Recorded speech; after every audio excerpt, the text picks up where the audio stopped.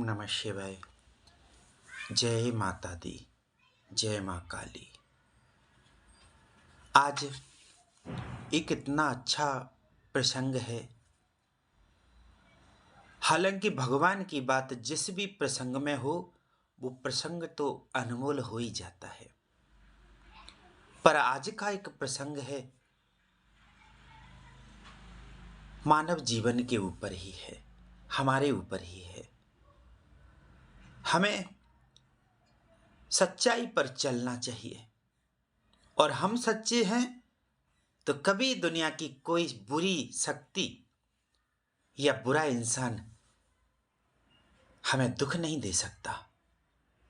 और हम में ही शक्ति नहीं है, हम में सच्चता नहीं है, हम में ही खोट है, तो फिर हमें परेशान होना पड़ेगा, जरूर होना पड़ेगा।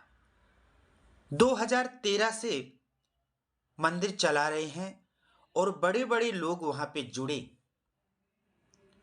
लेकिन मंदिर बड़ा नहीं बनाया।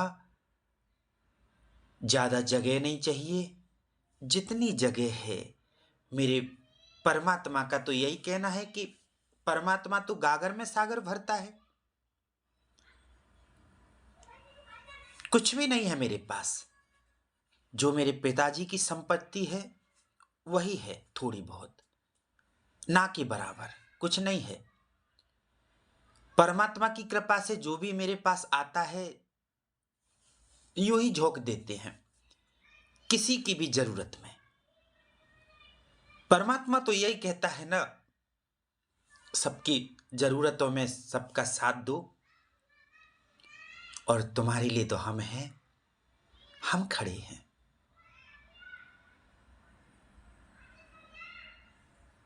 ज्ञानी विद्वानी बन करके जीवन में दुख तो आएगा, क्योंकि कथा नहीं सुनते क्या तुम? जब भागवत इतने हो रहे हैं, इतने भगवत आचार्य हैं, सब भागवत समझाते हैं, और वो भक्तों का जब वर्णन करते हैं तो जिस भी भक्त का वर्णन करते हैं उसका पूरा जीवन दुखमयी निकला। और हम इस कलयुग में एक बार, बस एक बार अगरबत्ती लगा दें और लड्डू पेड़ा का भोग लगा करके भगवान से ये उम्मीद करते हैं कि हमारा पूरा जीवन सुख में निकल जाए, तो फिर वो कथा झूठी है क्या, जिनमें हर भक्त को दुख मिला? ईश्वर के मार्ग पे दुख इसलिए मिलता है क्योंकि दुख एक ऐसी चीज है जो सच्चे और गलत में फर्क बताता है, अपने और पराये में फर्क बताता है।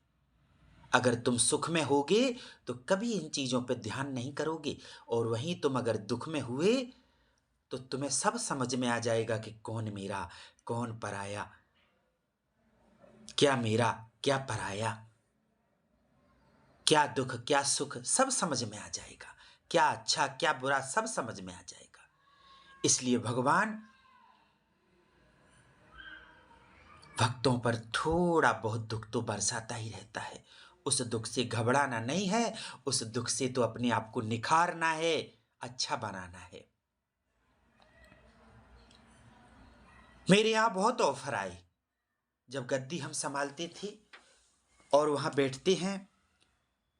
2013 में 14 में इतने ऑफर आए, महाराज जी ये छोटे से गांव में आप बैठ रहे हो, वहाँ बड़ा मंदिर है, भिंड जिला में, भिंड शहर में ही, वहाँ चल के बैठो।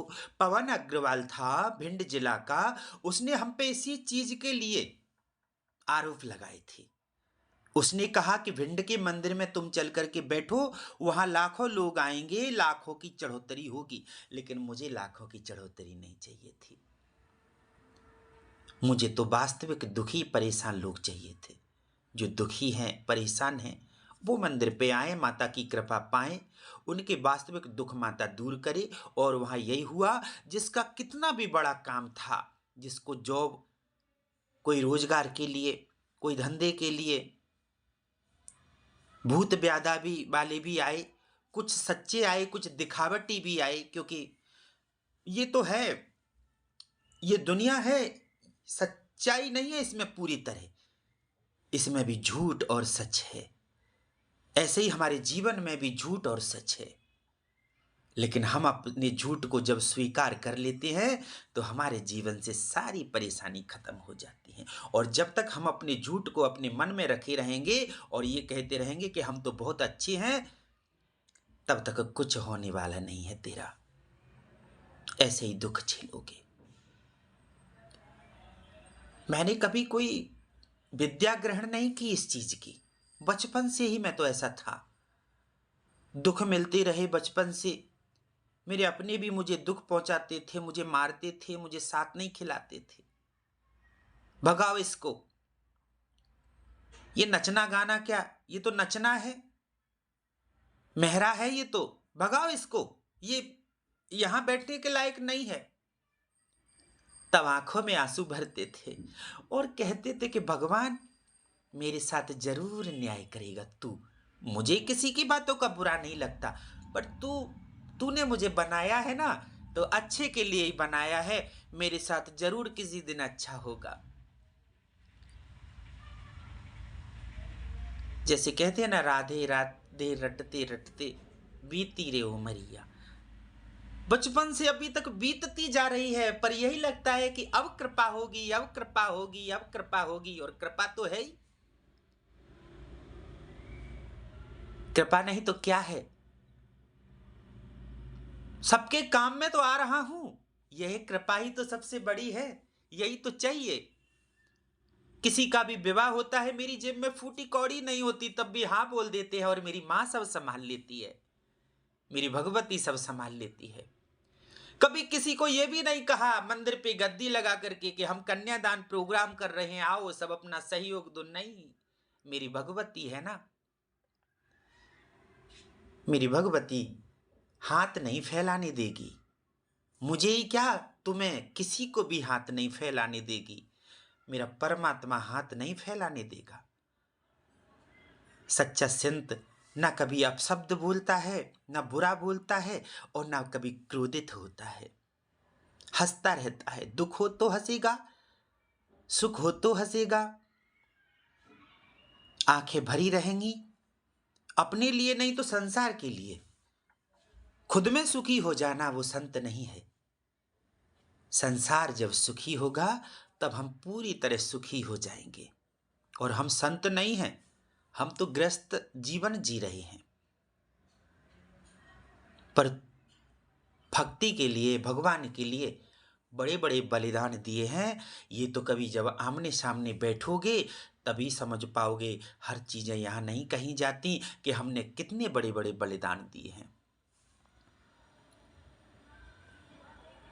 मेरे ईश्वर की कृपा तुम सबको मिले, सबको मिले, और सबको ही मिलती है।